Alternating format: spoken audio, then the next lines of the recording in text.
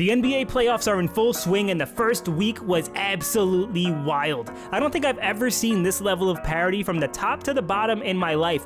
4 away teams, 4, stole home court in game 1.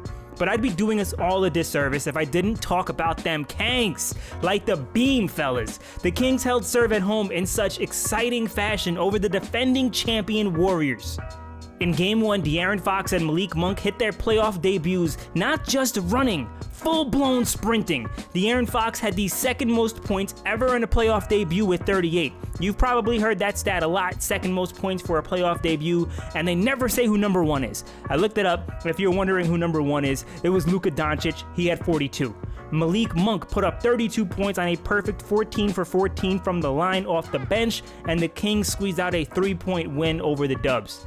Fox was brilliant with 29 points in the second half, from all over the court too. Stop and pop, pull-up jumpers, 5 to 10 foot beautiful floaters, all were money, and he added the bonus of making his long distance shots. He was brilliant. And this is in a game where Curry and Klay combined for 11 made threes and 51 points. Curry was also awesome. His patented run around the court game was in full effect, and De'Aaron Fox, who was tasked with a few unfortunate possessions of having to defend the perpetually sprinting and mobile Curry, confirmed the hell that Matthew Dellavedova had to go through trying to guard Curry back in the day. But the Kings simply outgunned the Warriors, and that's with Sabonis having an off night in that game 1.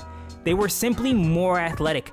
Fox could not be stopped. Whether it was Wiggins, Draymond Green, Gary Payton II, it didn't matter who was on him. He just got by them. And if he couldn't get through them with his speed, he broke some ankles.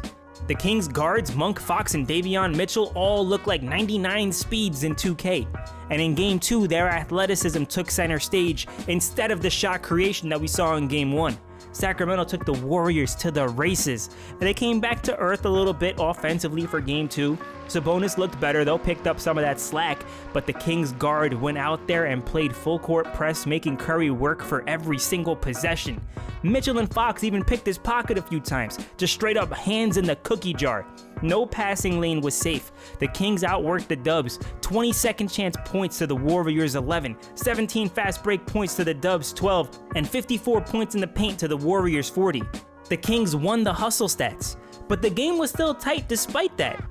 But then, Draymond got put in a small ankle lock by Sabonis and proceeded to Seth Rollins curb stomp Sabonis in the ribs, leading to his ejection. I want to know your thoughts though. Did the league get it right? Should it have been an ejection? Should he be suspended? Or should it have been just double text and play on? Regardless though, the Kings picked apart the Warriors' interior defense after that Draymond exodus, which led to an 8-point loss in the waning minutes, and Sacramento lit the beam for a 2-0 lead.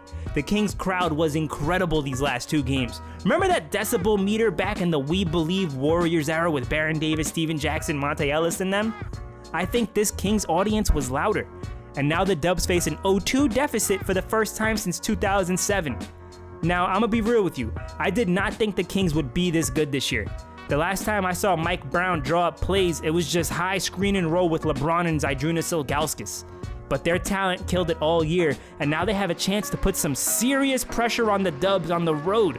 What should be considered a must-win game for the defending champs.